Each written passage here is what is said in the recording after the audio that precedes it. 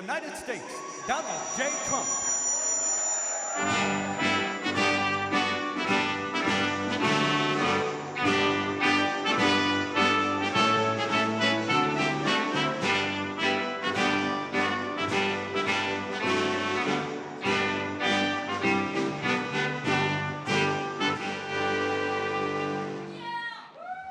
Well, thank you very much.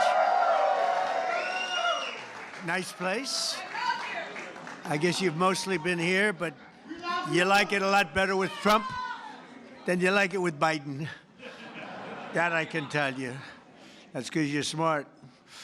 Well, I'm thrilled to welcome so many good friends to the White House as we celebrate the third night of Hanukkah. Right? Third night. Time flies. Let me take a moment to send the love and prayers to our entire nation, to the people of Australia, and especially all those affected by the horrific and anti-Semitic terrorist attack, and that's exactly what it is, anti-Semitic, that took place on a Hanukkah celebration in Sydney. What a terrible, terrible thing. We don't learn. We're joined in mourning all of those who were killed, and we're praying for the swift recovery of the wounded. Some are very horrifically wounded, as you probably know.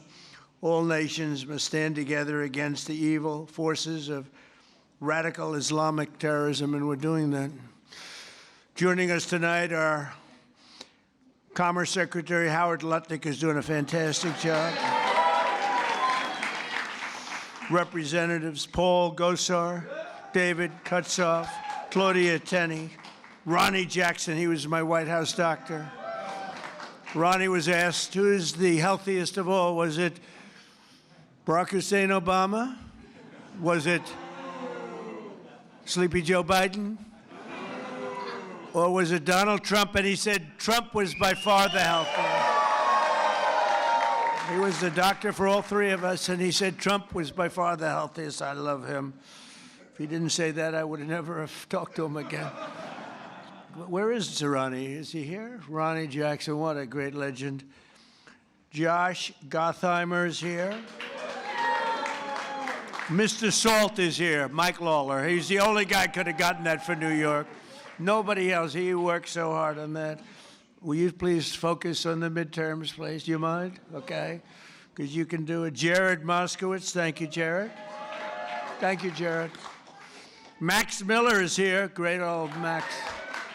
He was my music man in the White House. He knew music better than any human being. Craig Goldman. Thank you, Craig. And Randy Fine, new to Congress, but he's done a great job. He's been great. As well as the mayor of Boca Raton, Florida, Scott Singer. Thank you very much. Thank you, Scott. Good place. I love Boca. National Chairman of the Republican Jewish Committee, Norm Coleman. Thank you, Norm.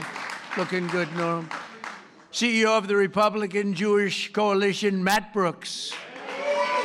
He says Trump is the greatest president we've ever had, so I like him. I'll take Matt any day. Thank you, Matt. CEO of the Israeli-American Council, Ellen Carr. Thank you. We have a man, I have to take a little time. Because every Saturday night, used to be Sunday, then he did so well that they put him on Saturday too, Saturday night. Do you know who I'm talking about? Because there's only one has Saturday and Sunday.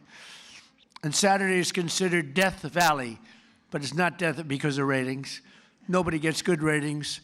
Although actually my daughter-in-law is doing well, and you always did well. The great one, Mark Levin.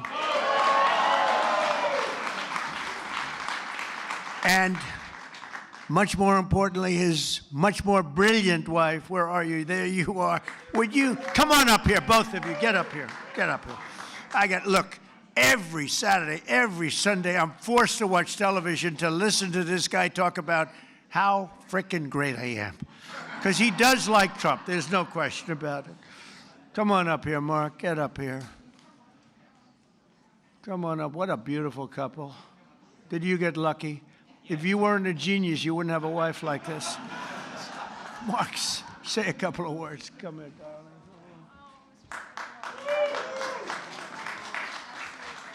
And these people do like Israel. Hold on. And he loves Israel too. It's true. 2 seconds. Just 2 seconds.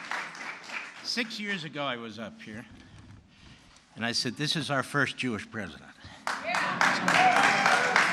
It's true. Now he's the first Jewish president to serve two not consecutive presidencies. We thank you for everything. That's right. Bad things happened on the second one. Namely, the election was rigged. And we found out, and you see that happening. But, and you are the greatest president. Thank you very much. And God bless you. I miss you. I miss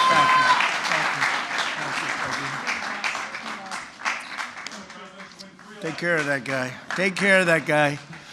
No, he's so great. Thank you, Mark, for both being here. You both really are amazing. So, Rabbi Yehuda Kaplan. Thank you, Rabbi. Oh, no. Sid Rosenberg. There he is. Sid. Do you want to come up here, Sid? Mark, should I let Sid come up, Mark? I think so. Come on, Sid. So Sid's got the #1 radio show in New York. Got the #1 radio show in New York, like by far, ABC. Works for a really nice guy, too. Actually, he's not that nice, but he's nice as far as I'm concerned. He works for a good man. Say a few words, Sid. Thank you. I love him. Do you all love him? Has there been a president even close to this guy, even close? And now I know I love him. He starts tonight talking about Australia. Good luck with anybody else in our government, starting with the Jewish people in Australia. Nobody better. And the fact that you called me up on stage, I'm going to say this. My beautiful wife Danielle's in the audience. The birth of my 2 children. Outside of that, President Trump, this right now is the greatest moment of my life. Thank you. He's almost crying. He never cried. He hasn't cried since he's a baby. Well, he's a great guy and a great man, and he loves Israel. And boy, you got some good people. Harmeet, thank you very much. Harmeet Dillon is here. And she sues the ass off of anybody that is anti-Semitic. She's doing a lot of them right now. Harvard wished they never heard her name, right? They're going to pay a lot of money, right, Harmeet? They're going to pay a lot of money. Sid, it's an honor to have you up, and you do a great show, and we appreciate it. And say hello to the Casamatides person, who's fantastic. And another person, I really love her. I think she's a beautiful woman. You're not allowed to say that anymore, because if you do, it usually means the end of your political career, but I've been threatened much worse than that. I think she's a beautiful woman, inside and out. Liz Pipko. Liz, come up here. Enough with the Sid and the Mark. Come on up here. Look at her. She has been so strong for Israel and for our country. Let's say a few words, please. Hi, thank you. First, I want to address the elephant in the room, which is me tonight. I am grateful to President Trump for so many things, but now, most of all, I'm grateful for this tiny miracle which exists because Donald Trump ran for office in 2016. I met the love of my life on that campaign, and now, in addition to saving the world, I will have a child, thanks to President Trump. And much more importantly, the Jewish people have been through a lot, of course, the last few years, last weekend, and I just hope on this holiday of miracles, we realize what a miracle it is to be in the greatest country on the face of the earth, in the most beautiful building, and with the greatest president this world has ever seen.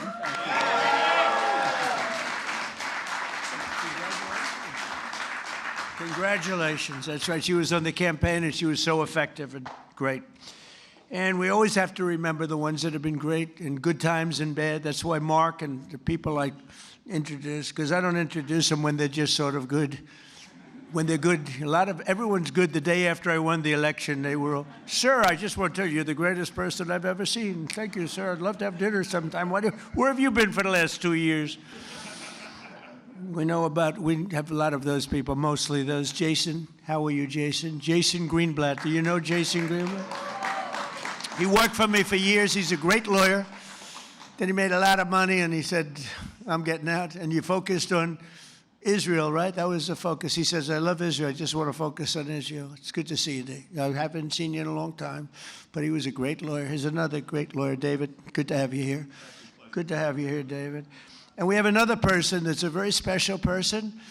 She received the Presidential Medal of Freedom. She is a beautiful woman, actually, in my opinion. Another one. That's 2 reasons now. And third, by the way, Mark, we have 3 reasons, Mark, because your wife is incredible, always, from day one. But I think it's okay if we ask Miriam Adelson. Do you want to come up, Miriam? Come up here, Miriam. Miriam gave my campaign, indirectly and directly, $250 million. She was number 1.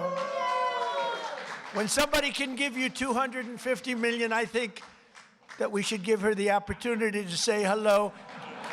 And Miriam, make it quick, because $250 million is not what it used to be. Okay? Hello, darling. Come on. Incredible woman with a great husband, a man that loved Israel. Well, Mr. President, when you were in the Israeli parliament and you gave a speech and you saw me from far away, at that time I came with a scooter to the parliament just to hear you. I wanted to hear you alive. And then you say, Miriam Adelson, and I stood for a second, but it was so painful, so I sat. Then you screamed, Miriam, stand up! And I wish you would have known, but I stood up and heard all your compliment, and thank you very much. I saw you back there standing. Yeah, you saw me. She stood Thank up you. bravely. And now I met Alan Dershowitz, and he said the legal thing about 4 more years, and I said, Alan, I agree with you, so we can do it. Think about it. Alan's and I here would be, someplace. Where's Alan? Alan is here, or he had a flight? Alan is here?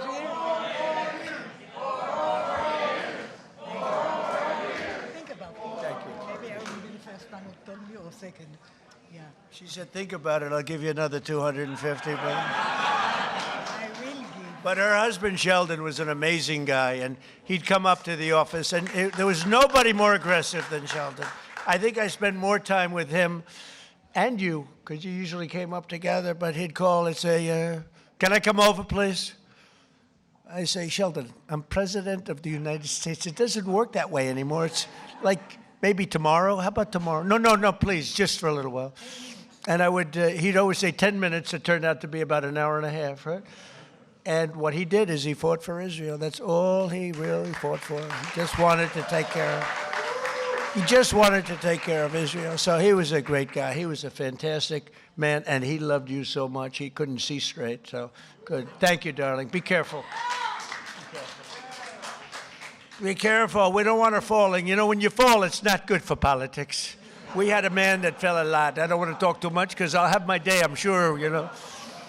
They're waiting, the press. See all that press back there? They're waiting. Oh, would they like to see Trump trip off the stage? I would never live it down. But anyway, and we have so many friends. I can't mention everybody. We have so many friends. Hello, my man. How are you? Boy, we have good people here tonight, huh? This is the A-list. This is the A-list of any list. But it's an honor to have you all. It really is. What you've done and what you've gone through is incredible. And as a people, there's never been anything like it.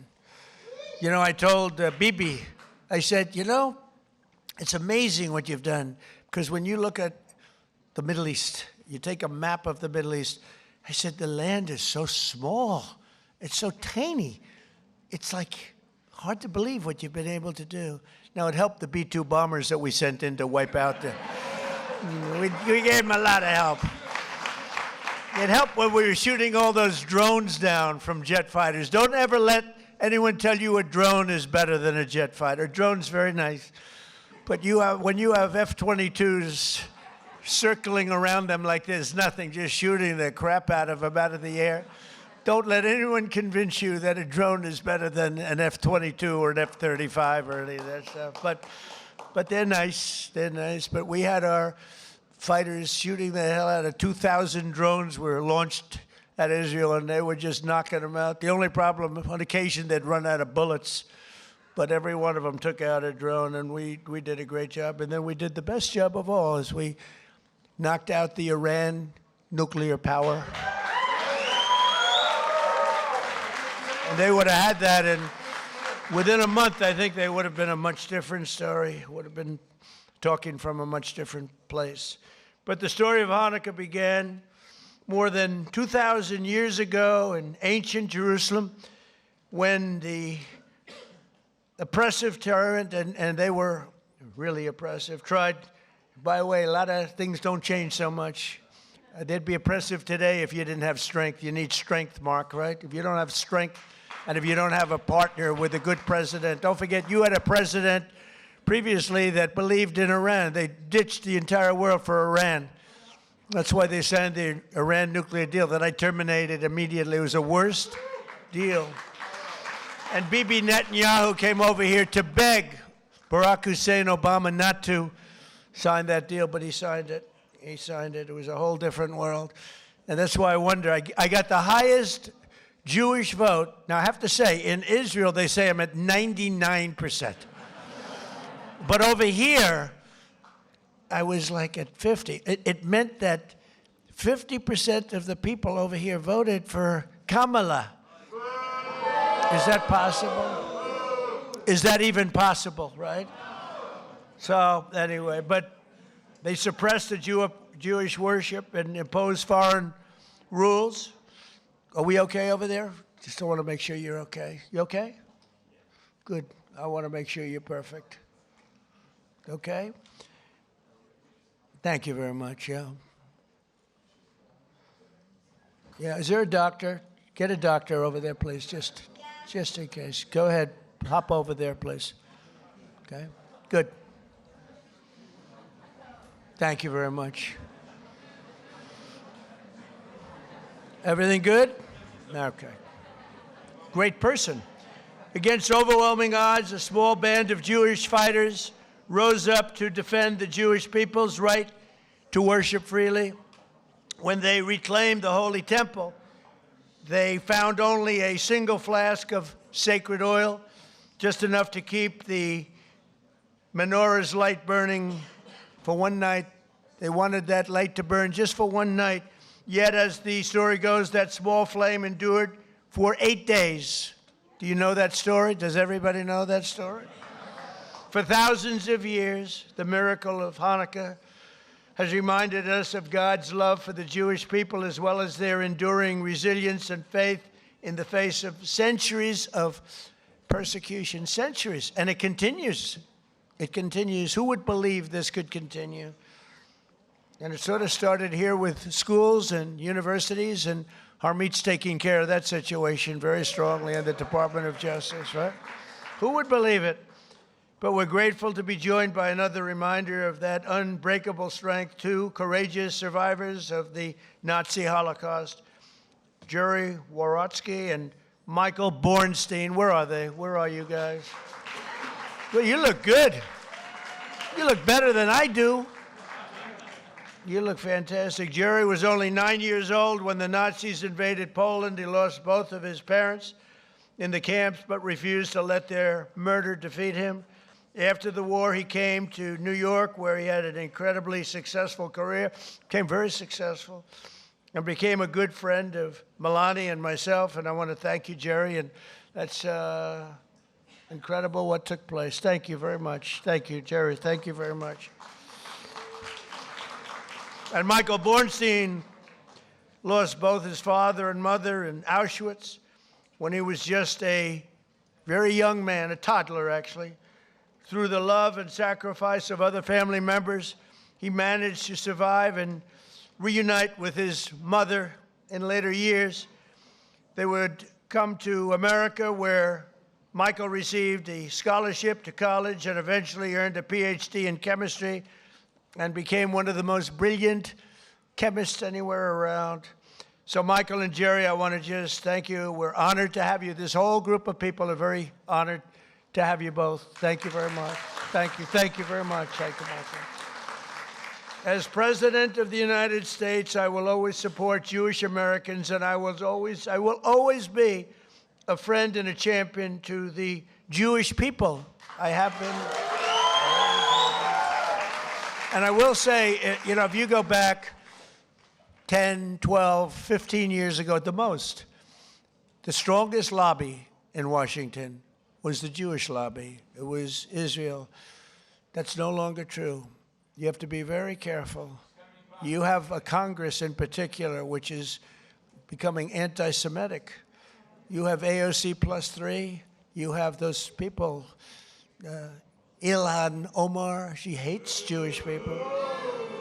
And you have to be very careful because there's been a big change. You know, if you go back 15 years ago, I'm not Jewish, but my father was very friendly with many, many Jewish people, was honored by Federation. I would go with him to Federation of Jewish Philanthropies and many other things.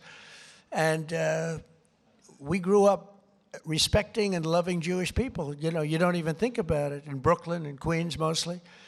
And my father didn't go to Manhattan. He never went to Manhattan from the standpoint. He could never understand how in Brooklyn you could buy a piece of land for $3 a foot and how in Manhattan you had to pay $1,000 a foot. He said, I can't get that. I don't like it. I like to buy it for $3. So it was different. It's a different thinking. In a way, I'm glad he didn't do that because he let me have some of that fun. And I had a lot of fun in Manhattan. We did great. But my father would tell me the most powerful lobby that there is in this country is the Jewish lobby. It's the Israeli lobby. It's not that way anymore. You have a lot of people in your way. You have a lot of people that don't want to help Israel. You have a lot of people in Congress that don't like Israel. You have a lot of people in Congress that, in a way, I think, Mike, we could say it, right? You're there. You're doing an amazing job, Mike Lawler. They hate Israel. They hate Israel. And if you would have told me 15 years ago that that was possible, Jason, I would have said, there's no way. There's no way that's possible. But it's happening. And obviously, it's getting progressively worse. Less so in the Senate, but the Senate's starting also. You get glimmers, you know, when I'm in the back rooms talking to people, you get glimmers of statements that you say, whoa, where did that come from? So we have to be, Sid, we have to be very careful because bad things are happening. And then you see what goes on in Australia or October 7th. How about October 7th? And then you have people that deny it ever happened. How about the people that deny, like they deny the Holocaust, but, you know, you figure, well, that's just many years. Well, October 7th is not many years at all. And you have people that deny October. I saw tape that I wish I never saw it, actually. I wish I never saw it. I got to see tape that some of you got to see, but as president, I got to see things I wish I never saw. But there's no denying it. But then they'll say, oh, the tape was a rigged tape. It was a tape that never existed. They made it up. It's just propaganda.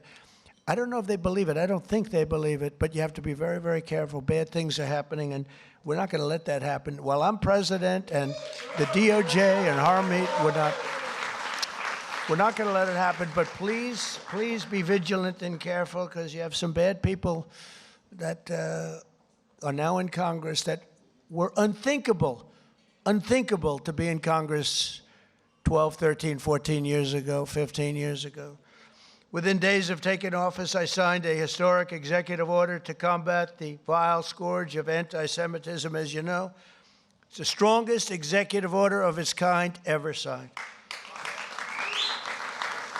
And we're also mobilizing federal resources to protect Jewish students and faculty. The faculty is under siege. The students are under siege. When you look at Columbia, you look at Harvard, you look at some of these schools, what's going on.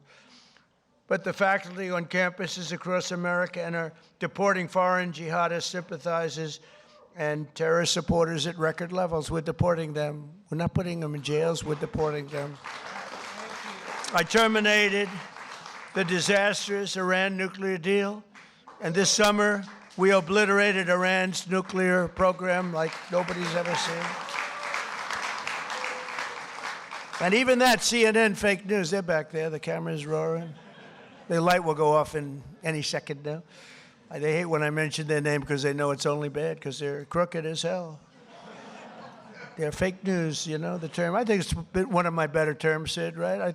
I don't think anybody takes it away. We have some good ones, Pocahontas, but I think fake news is probably pretty good. The only problem is it's actually not strong enough. You know, fake, it's crooked, corrupt, disgusting news, but we'll have to do with fake. But fake isn't strong enough. That's the only problem. It's actually, I wish I could come up with a word that's really more powerful than fake, but fake is good enough. But CNN with the attack on Iran, they said, well, I used the word we obliterated them. You know why? Because the pilots told me they know better than anybody, and the pilots told everything, and then we had visuals. And these pilots are coming back after having endured the most dangerous ride. I said, did you guys, I had them all to the Oval Office after 2 weeks after the attack. I had them all. I had the pilots, and I had the people that maintained the planes. I had the people that fly the tankers. We had 52 tankers because we had the 7 major planes. We also had 4 planes flying of the B-2, flying in different directions. Iran didn't know what the hell was happening. But we had a whole force of F-22s, most beautiful fighter jet ever made, most powerful fighter jet ever made. And F-35 is a brand new one. And they're stealth. Believe me, they're stealth because they went into Iranian airspace and Iran never saw anything. And it was, think of this, 2 o'clock in the morning. It was dark at night. There was no moon at all, no light, no nothing. And every single bomb went right down those air shafts into granite mountains, right down those air shafts. At 2 o'clock in the morning with no vision, every single bomb hit its target. And CNN said on the way back, they were on the way, they hadn't even landed yet, well, maybe the attack wasn't that bad, because I used the word obliteration. I turned out to be right. The Atomic Energy Commission shortly thereafter said it was total obliteration. Iran actually said it was total obliteration. In fact, they said touchdown. Yeah, it was a touchdown. But it was amazing. And we've never had an apology from CNN, So you have fake news against you, fake news. And I didn't fight for you. I wasn't fighting for you there. I was fighting for those pilots that were so brave to go there. When they came into the Oval Office, I said, you can't seriously enjoy this. They said, sir, we enjoy every minute of it. We were practicing this and the predecessors. We were practicing for 22 years, they said. For 22 years they were practicing. And no president had the courage to let them go and do that. They wanted to do it for 22 years. And the predecessors mean the young pilots at the time. But for 22 years, 3 times a year, they were practicing that run. And I'm the one that said, let's go get them, let's do it. And if we didn't, and they thanked me.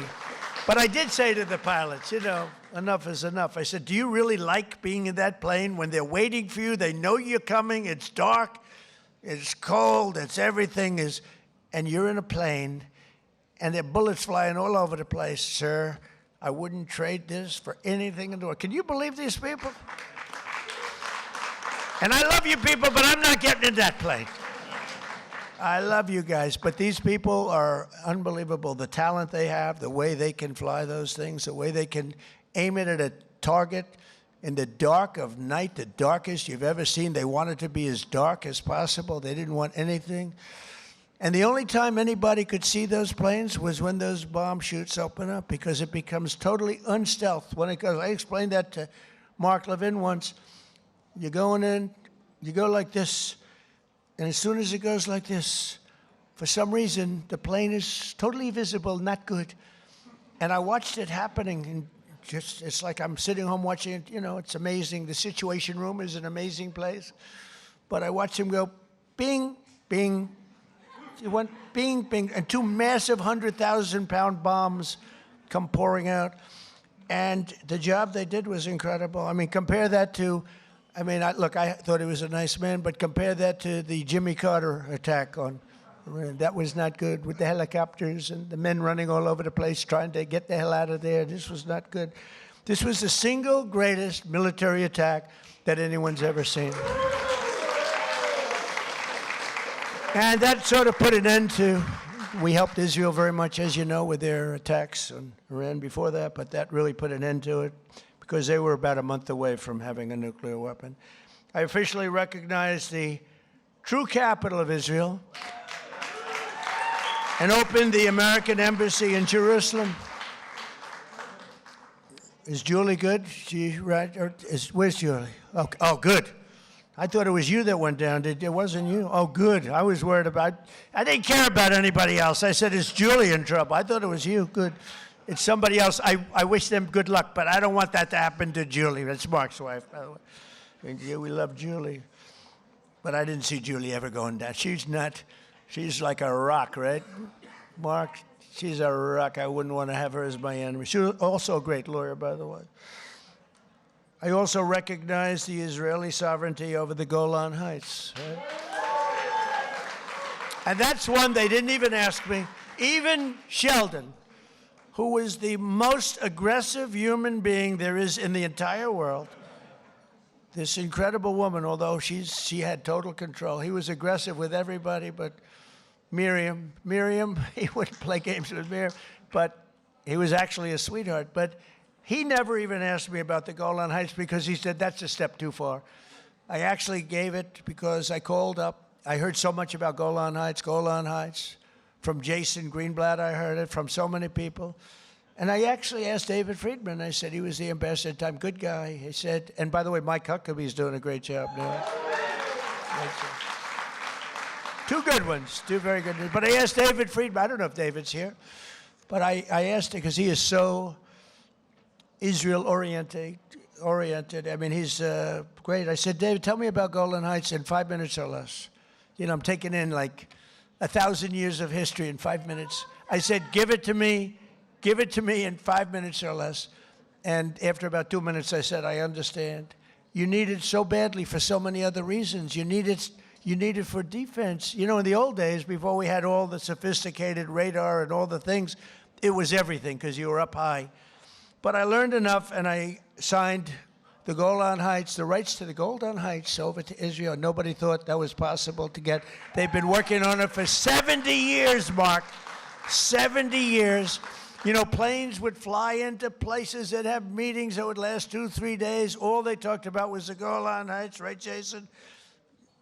And nobody ever did anything, but I did it, and we did it quickly. And I say, good luck to you. Then I found out the value of it, trillions of dollars. It could be worth, if you think, trillions of dollars. I said, you know, maybe I should have asked him for something. But with Jared Kushner's help, Jared has been a great fan of Israel, the Kushner family. And by the way, how good is Steve Witkoff doing, right?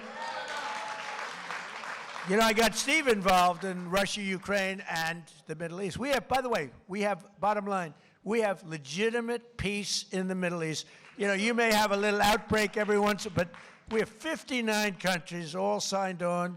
They'll do whatever is necessary. And Hamas, say what you want. Hamas, you know, we got back all of the hostages and all of the dead, young, beautiful people that were dead. And nobody thought that would happen. In fact, I even said, the toughest are going to be that final 20. We're never going to get them. But we played very tough, and we were very tough. We meant it. And we wanted to get back the 28 dead. 28 dead, young, beautiful people dead. Most of them, I think, pretty young. All of them pretty young. And the parents came up to me, and I told the story before. We had another little celebration of Hanukkah before. But I told the story before where the parents were as dedicated to getting their dead son back as they were to getting the live son back. It was an amazing and a beautiful thing, but I didn't think it would be possible. And then when we got the 20 back, when we got the live back, we didn't have anywhere close to the 28 dead. And I said, there's no way, but I said, you got to get it back. You got to get them back. I told that to Hamas, you got to get them back. And you know what? One by one, we got them back. And we got the last one back. We got them all back. And amazing, though, those parents were as dedicated, I can't say more, but they were as dedicated as the parents who knew their son was alive, and they begged to have him. And I'm very proud of it. I thought the last 20, and it was tough, I didn't know. But Steve Witkoff was great, Jared Kushner was great. And, you know, Jared's a brilliant guy, we all know. But Steve's a great deal maker. But I noticed one thing about him. He had the greatest personality. He was a real estate guy in New York. He knew less about rivers and meets and bounds in Russia and the various places he's working on. He knew nothing about it. But I recognized for 20 years, I've been dealing with everybody in New York. I said, Steve has the best personality. I have other guys that are great deal makers, but you have to go into World War III before the deal. We didn't want that. I said, everybody loves Steve. He's a great deal maker, but everybody loves him. And that's what turned out to be. People love Steve. And I think we're going to be pretty close. I mean, we're going to see. I thought the easiest war to settle would be Russia, Ukraine, because they have a good relationship with Putin. It would have never happened if I were president. That would have never, and it didn't happen for 4 years. Putin understood, would have never, ever happened. But Steve has done a fantastic job, and he loves Israel, and he's done a great job. So we did Israel, and we did peace in the Middle East, and we have a real peace. That's a real peace. If Hamas acts up, they know it's big trouble. And we have Hezbollah, as you know, in Lebanon, and they're big trouble. But we have peace, and we have many countries that want to go in and take out Hezbollah if it happens, if we want to do it. Not just Israel. Many countries would do it. There's tremendous unity now in the Middle East, and we really do. We really have peace in the Middle East for the first time ever, so it's an honor. It's an honor. So we did our ceasefire agreement to end the war in Gaza, which everybody said was an impossibility, and we begin the new era of that beautiful peace in a place that nobody thought peace was possible, the Middle East. So congratulations, everybody in this room. Everybody wanted it. But the story of Hanukkah reminds us that light will always prevail over darkness, and faith and triumph over fear. Together, let us honor the eternal flame and the faith that has always protected the Jewish people. You are protected. You are special, special people. You are special people. So I want to thank everybody. I want to wish you all a happy Hanukkah. And you know, this is the first time that I've ever brought up notes to make a speech for. We call them the Christmas dinners. I call them the Christmas Hanukkah dinners, if that's okay. I hope you don't mind. But I call them New Year's dinners too. But I've made about 20 of them so far. I never had any others. So I brought this up. You know why? I've done so much for Israel that I have to read. Look at it. I got like pages. And I don't want to leave anything out. I don't want to leave Golan Heights out. I want to tell you what we did. But it's an honor to help you. I have so many friends, and a lot of you are right in this audience. Very special group of people. You know, for every time we have one of these parties, we have to turn down 10 people for everyone that makes it. It's the White House. Soon you'll have a ballroom that's so big I can handle. And we just won the case today. Did you know that, Mark? We just won the case. We got sued. We're donating a $400 million ballroom, and we got sued not to build it. For 150 years, they've wanted a ballroom, and we're giving them, myself and donors are giving them, free of charge, for nothing. We're donating a building that's approximately 400 million. I think I'll do it for less, but it's 400. I should do it for less. I will do it for less. But just in case I say 400, otherwise if I go $3 over, the press will say, it costs more. I build under budget and ahead of schedule. Right, Jason? Always. I know how to build under budget. I build good. But we won the case. They asked for a restraining order to stop us from building a magnificent ballroom. I said, who would ask for a restraining? We're giving them, Sid, a $400 million. It'll be the most beautiful ballroom, and it'll handle inaugurations. It's got 5-inch thick glass windows. It's impenetrable by anything but a howitzer. It's impenetrable. Now, I will say, if I'm up making a speech someday, Mark, and I hear ding, ding, ding, I'm out of there. But it's going to be one of the greatest. I think it'll be the greatest ballroom anywhere in the world. But I said, who else but in our country would sue to stop a $400 million beautiful ballroom that people have been after for the White House? The White House has wanted a ballroom for 150 years. You know, they used to use a tent, and they have a tent, and the tent would go in a very low area because it's the only area that can handle a big tent. And if it rained, the rain would go over the woman's beautiful shoes with the high heels, about 6, 7 inches worth of water. They'd be sitting in the water, and people said, would rather have that than a brand new. This ballroom is going to be amazing. Also designed to handle the inauguration so that you have total safety from not only the weather. January 20th is always a disaster from the coldness standpoint, but you know, we had it in the Capitol, and there was nothing more beautiful. But from a safety standpoint, we can do better. So we're going to have something that's really, really spectacular. And I thank the judge on the case for the courage in making the proper decision, because we didn't want to be held up. We would win that automatically anyway, but we didn't want to be held up or delayed. We want to go. And right outside, you see the pile drivers going boom, boom, boom, and my wife is being driven crazy. She said, this is not what I had in mind. You know, the first day she was great. She heard these piles that go down 150 feet into the ground, boom. Second day she was okay. Third day she wasn't thrilled, and after that it's been brutal. But you know what? You're going to have the greatest ballroom anywhere in the world, and you're going to love it. It's going to fit beautifully with the White House. Happy Hanukkah. Have a great year. We love you, and we love Israel. Thank you very much. Thank you. Thank you, Mark. Thank you.